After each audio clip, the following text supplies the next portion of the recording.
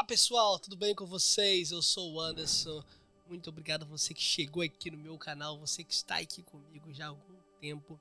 Muito obrigado, eu tenho um negócio para falar para você. Olha só, vou estar iniciando agora uma série do livro do profeta Jonas. Então você que chegou aí, já compartilha essa mensagem com alguém.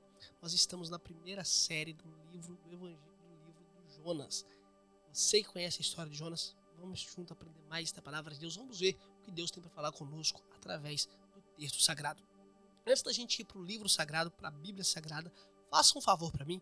Compartilhe essa mensagem com alguém. Inscreve no canal. Confere se você já está inscrito no canal. Dá aquele joia. Nos ajuda a gente a estar compartilhando a palavra de Deus e crescendo nessa plataforma. Nosso objetivo é estar usando isso aqui para transmitir a palavra de Deus.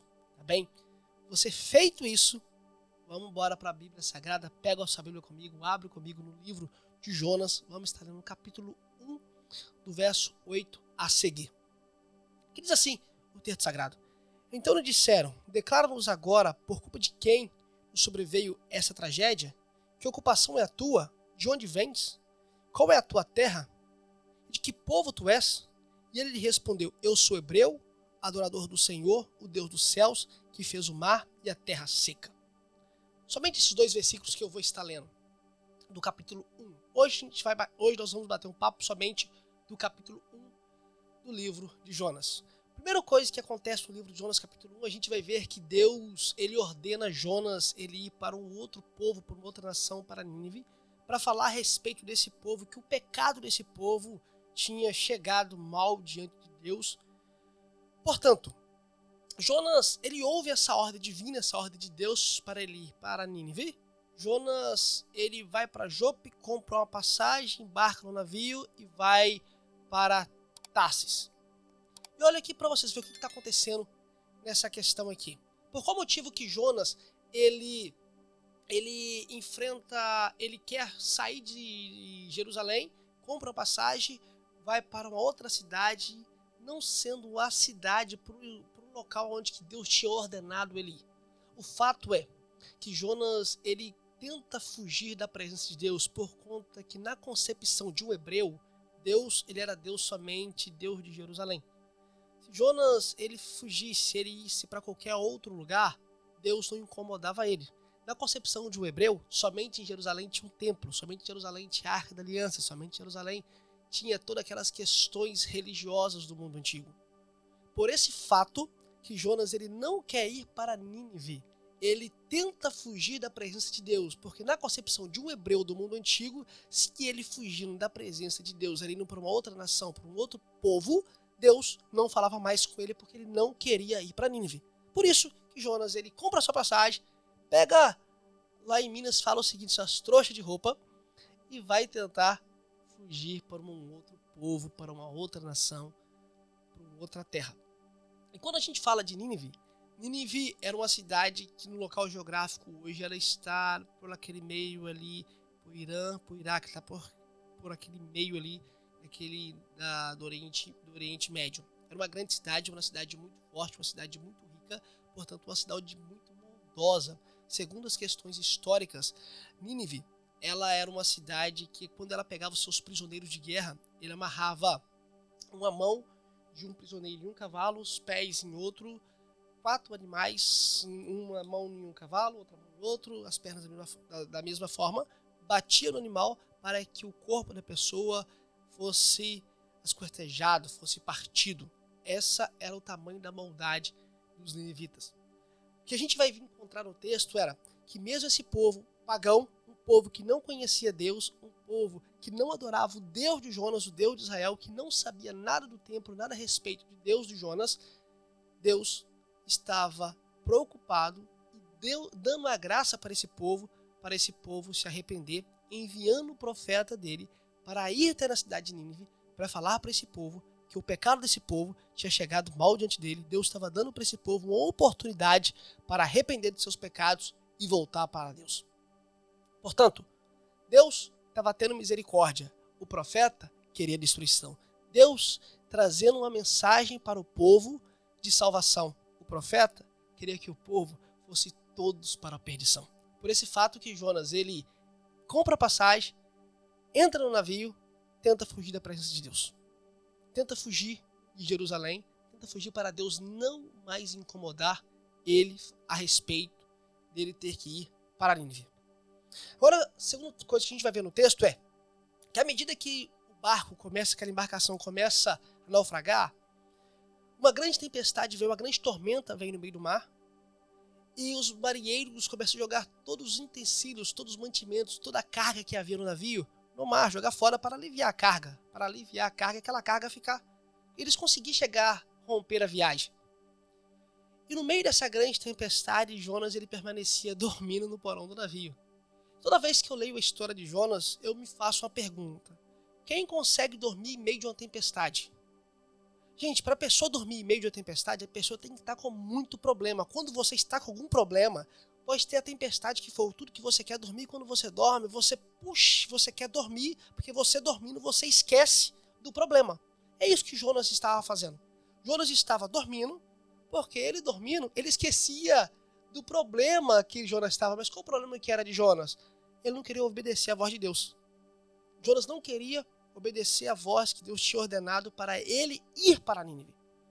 Jonas está no porão do navio, dorme, os marinheiros desesperados, pensando que o navio vai naufragar, começam a jogar todos os utensílios, todos os mantimentos, toda a embarcação, toda a carga do navio fora, até que o capitão do navio encontra Jonas no porão do navio. E nessa conversa do capitão do navio com Jonas, que é algo muito forte no texto, porque eles encontram Jonas dormindo no porão do navio, ele faz para Jonas uma pergunta, por qual motivo que ele estava dormindo, se ele não estava vendo que o barco estava naufragando, estava perdendo toda a embarcação. Jonas dormindo naquele momento não era um local apropriado. E Jonas, ele pergunta a Jonas, olha para você ver o que ele faz no texto, olha, no capítulo 8, capítulo 6, e o capitão do navio dirigiu-se a ele e disse-lhe, que faz tu dormindo? Levanta-se, clama ao seu Deus, talvez assim ele se lembre de nós, para que nós não morramos. Olha para você ver o desespero que o capitão do navio estava.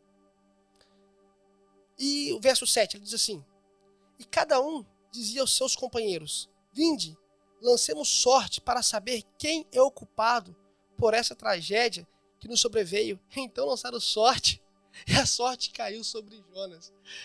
O homem não era o dia de Jonas completamente.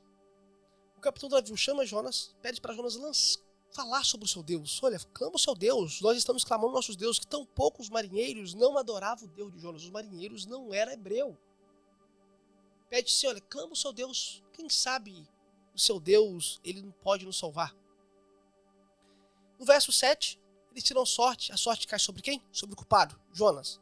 Pensa comigo, você sabe, você que está aí assistindo esse vídeo, você sabe que você é o causador de problema em alguma festa, em algum ambiente que você está. Você está em um ambiente, e esse ambiente está tendo um problema, e você é o causador desse problema.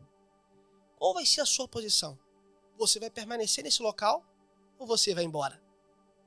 Se eu sei que eu estou sendo um causador de problema em algum ambiente, o que eu quero fazer é ir embora. Eu também não sou bem-vindo nesse lugar que eu estou causando problema. Jonas sabia que era ele. Sabe o que Jonas fez? Permaneceu quietinho no navio. Até que quando eles fazem a sorte cai sobre Jonas. No verso 8, os marinheiros perguntam a Jonas, fala assim, olha só, declara-nos agora mesmo, por qual culpa, por que está acontecendo esse problema? O que você fez diante dos deuses? O que você está fazendo aqui? Por que tudo está acontecendo? Porque até a sorte que eles tiraram caiu sobre Jonas. Olha a resposta de Jonas, versos 9. Eu sou hebreu, adorador do Senhor, o Deus que fez os céus e a terra, e o mar e a terra seca. Então os homens ficaram com muito medo e disseram, o que fizestes? Os homens sabiam que Jonas fugia da presença do Senhor, pois ele havia contado. Verso 11. Ainda lhe perguntaram, o que faremos para que o mar se acalme? Gente, essa pergunta do verso 11 é uma pergunta muito crucial. Porque os marinheiros, não sabia o que fazer com Jonas. Os marinheiros estavam de mãos atadas. Falei, espera aí, esse sujeito arrumou um problema com Deus a qual que tinha dado para o povo de Jonas toda a vitória, destruído todo o império do mundo, todo o império do Egito. Esse Deus que tinha libertado o povo do Egito para o povo da terra de Jonas. O Deus que tinha dado todos os profetas, usado todos os profetas do mundo antigo. Todas as questões históricas, esses homens sabiam a respeito do Deus de Jonas. Fala assim, qual o problema que esse homem arrumou com esse Deus? Aí, verso 11, eles fazem para Jonas uma pergunta. O que vamos fazer com você agora para que esse mar se acalme? Pois o mar está se tornando cada vez mais impetuoso. Aqui no verso 11 era o papel de Jonas, sabe o quê? Ele tem falado assim, gente, eu sou o problema nessa história, eu sou o problema nessa embarcação, deixa eu pular aqui no barco, pular nesse mar, sair do barco, como diz o outro, um bom ditado popular brasileiro, porque se eu sair do barco, o problema vai ser solucionado. Não, Jonas não disse isso. Jonas respondeu, olha para você ver a resposta de Jonas.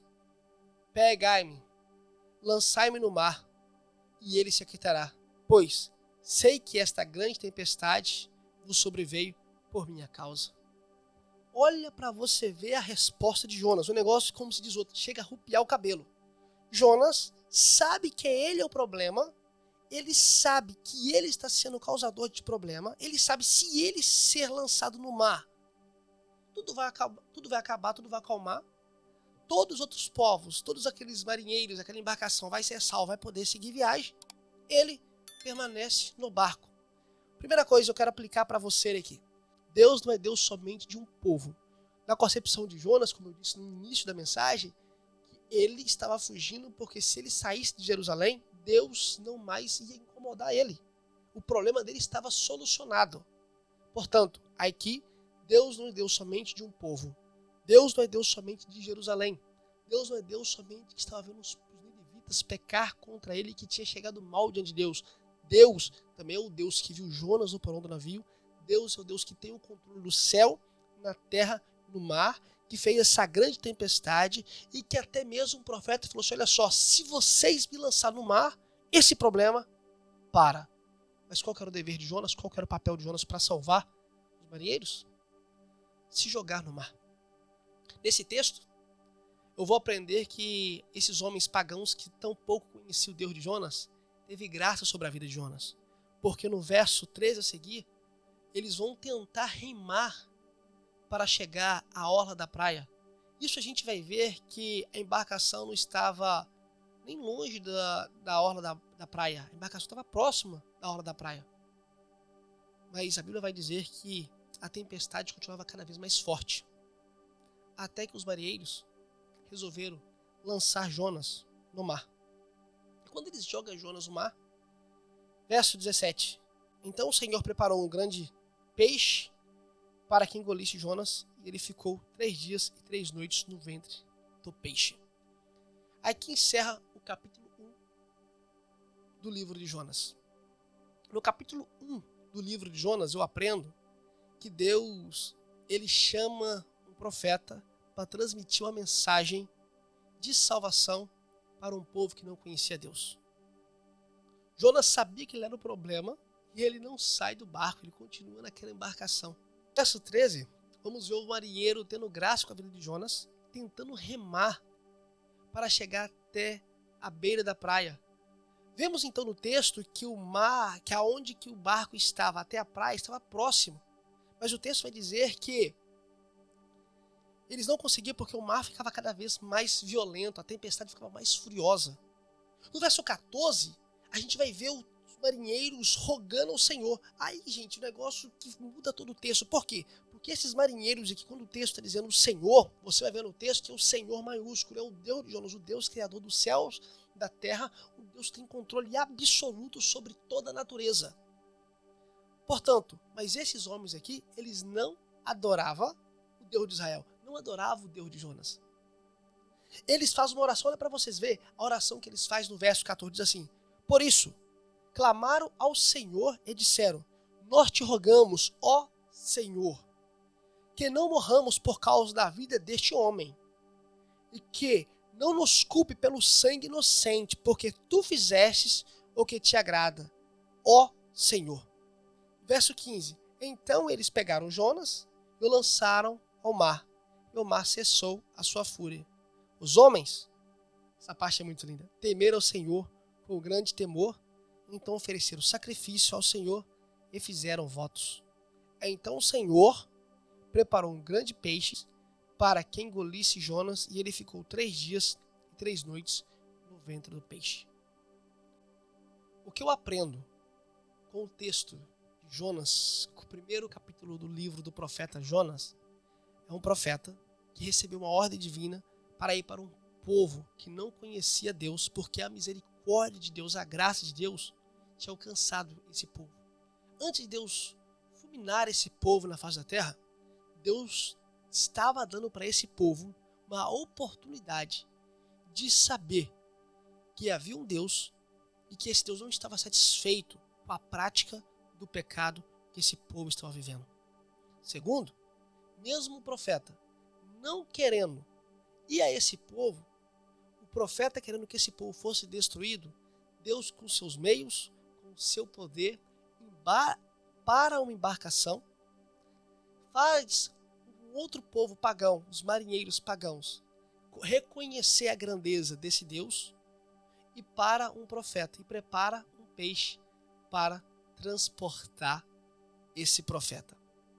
Eu quero dizer para você que está ouvindo essa mensagem, eu e você somos chamados por Deus para levar uma mensagem de salvação para um povo que está corrompido, perdido na prática do pecado.